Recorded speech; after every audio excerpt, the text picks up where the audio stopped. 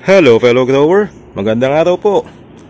Katatapos lang umulan. Actually dito sa lugar ko, dalawang sunod na araw ng umulan. At yung pag-ulan hindi naman malakas. Dala daw yata yun ng hanging amihan. So nag-uumpisa na lumamig ang panahon. At yun yung bugso ng ulan ay mahina lang.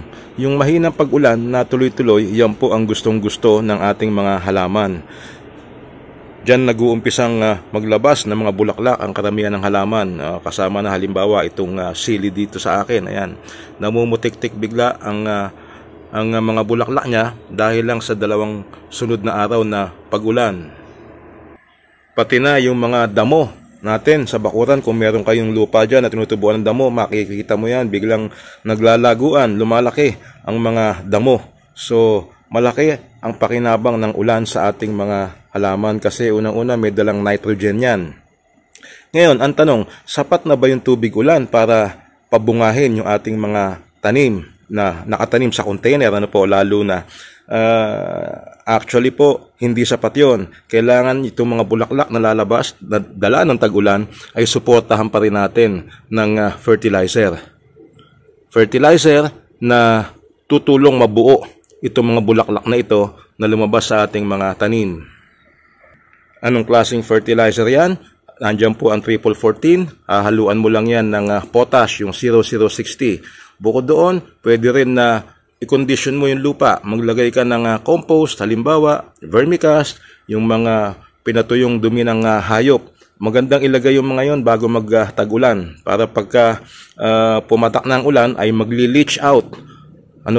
Aagos yung sustansya nung compost na yon or vermicast na yon papunta sa ilalim ng lupa, papunta doon sa mga ugat ng ating tanim, at yun po ay makakatulong para tuluyang mabuo itong mga bulaklak at maging bunga. Sa pagpatak ng ulan, lalo na yung sunod-sunod, importante na yung ating mga container ay well draining. Dapat po yan ay hindi nabababad, nalulunod sa tubig ang ating mga tanim. Kasi itong mga bulaklak na nakikita natin na yan, pagka yung ating tanim ay nababad sa tubig, maglalaglagan yan after just a few days. Kasi po, pagka nakababad sa tubig ang ugat ng ating halaman, ay mahihirapan siyang mag-process ng nutrients. Mahihirapan siyang mag-process ng kanyang pagkain. Para po yung, kumbaga sa tao, ay mabubulunan dahil lunod siya sa tubig. Pati na yung mga hindi natin inaasahan na dapat magbunga na, ayan, biglang gusto nang maglabas ng bulaklak. So ito pong ganito, tinatanggal lang ito. Yan, para tuloy-tuloy pa lumaki yung ating halaman. Ang isa namang negative na dala ng tag-ulan ay diyan po pwede makakuha ng sakit ang ating mga tanim. So dahil laging basa ang lupa, diyan po nagpa-prosper. Diyan nadidevelop yung mga diseases, soil-borne diseases na tinatawag. Nandiyan na po pati na yung fungus.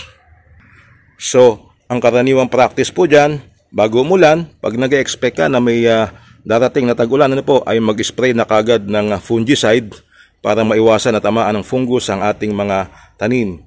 And then after ng pag-ulan, ay mag-i-spray ulit tayo para siguradong makaligtas sa epekto ng fungus yung ating mga tanim. Lalong-lalo na po yung mga kamatis, halimbawa itong talong. Bukod sa fungus, kailangan din natin proteksyonan sa pagdating ng mga insekto na pangtag-ulan yung ating mga tanim. So pati insecticide po, kailangan nating i-apply yan para makaiwas sa pag-atake ng mga insekto na normally lumalabas pag panahon ng tag-ulan or taglamig.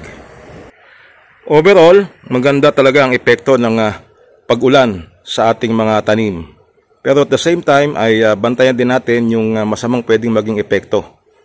Alright, so ito po yung ating short video kung ano ba ang mga benefit at some disadvantages ng pag-ulan sa ating mga halaman. Maraming salamat sa panonood at makita-kita tayo sa iba pang mga videos ni Late Grower. Bye-bye!